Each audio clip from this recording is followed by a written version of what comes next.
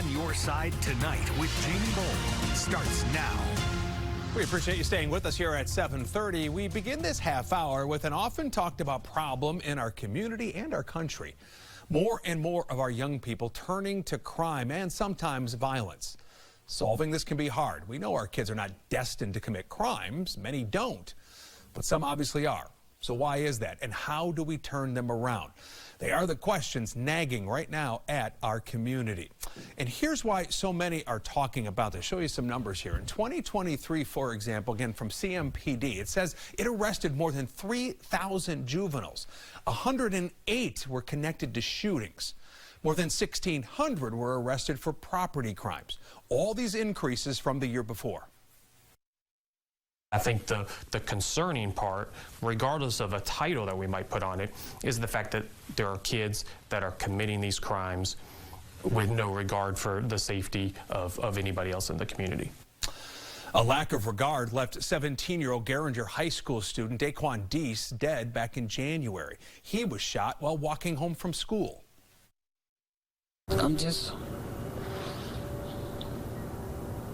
I'm dumbfounded for words. Senseless killing for what? Put down the guns and turn yourselves in. Yeah, for what? Since then, a 16-year-old and a 17-year-old were arrested and are facing charges related to Deese's killing. And today, a Charlotte City Council committee discussed ways to reduce youth violence like this. Good afternoon. I'm Tracy Campbell. I'm the Senior Health Manager for the Office of Violence Prevention with Mecklenburg County Public Health. And you can go to the next slide, please.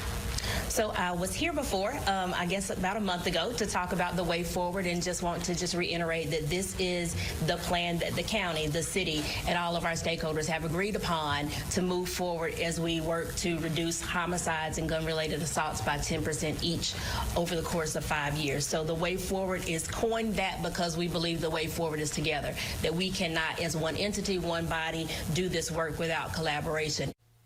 We're going to have more on the plan they're putting into place in a minute. But first, Charlotte-Mecklenburg Police Chief Johnny Jennings has also expressed concern with juvenile-involved crime. He's calling for accountability among youth offenders.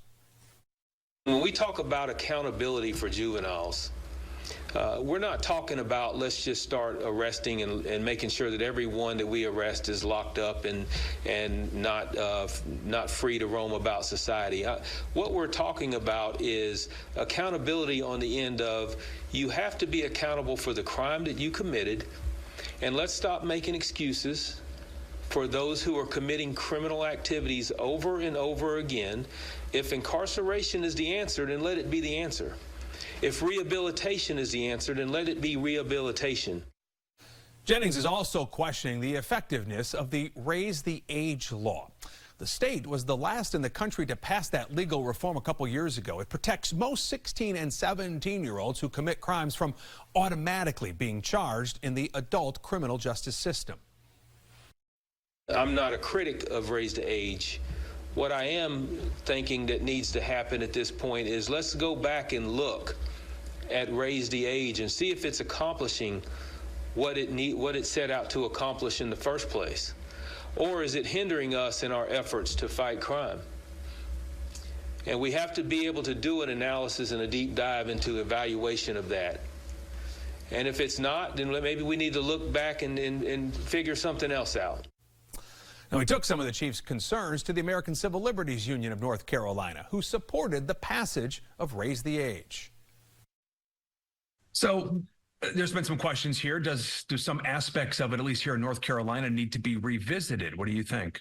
So I don't think that the aspects of the law itself need to be revisited. The law was passed with a lot of time was put into it, with great bipartisan support of, all the branches of government and people doing this on all sides. I think what we're really seeing and what needs to be addressed is a funding problem.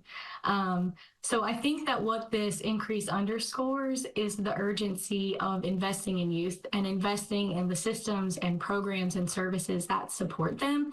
The answer is not more incarceration or treating these children like adults.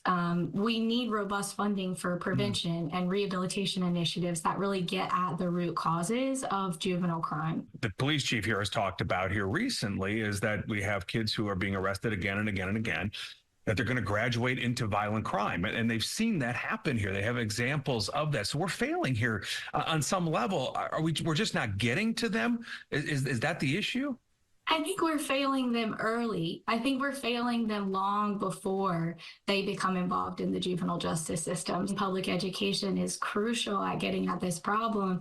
The link between school exclusion and involvement in the juvenile justice system is extremely significant. So when we're pushing these kids out of school for various reasons, we're really pushing them towards this system. And at that point, we've already failed them long before they committed a crime. The long-term goals here, right? Starting with education at an early age, opportunity at an early age, upward mobility for families at an early age.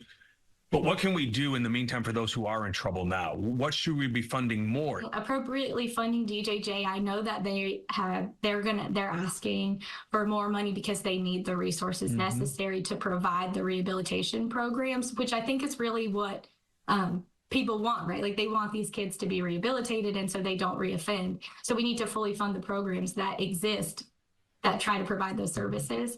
And others, and like I said, I think other programs that support youth, access to mental health services, community programs. I guess, as you're pointing out, it's going to take action from the General Assembly, right? They're going to have to fund some of these programs. Are you optimistic that they will? I hope so. I hope if people are identifying that this is a problem, then they're willing, to address it in the way that it needs to be addressed.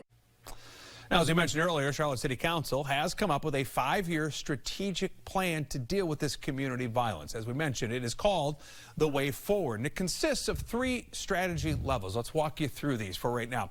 The first one aims to prevent violence before it happens by decreasing things that lead to a higher risk of violence. It also looks to increase things that protect someone from violence. The second here focuses on more immediate responses to violence. Think violence interrupter programs and hospital-based intervention programs. The third is centered around longer-term impacts and consequences of violence. By 2028, the plan here aims to reduce the rates of homicides and gun-related assaults by 10%. All right, we're on your side tonight. Kickstart.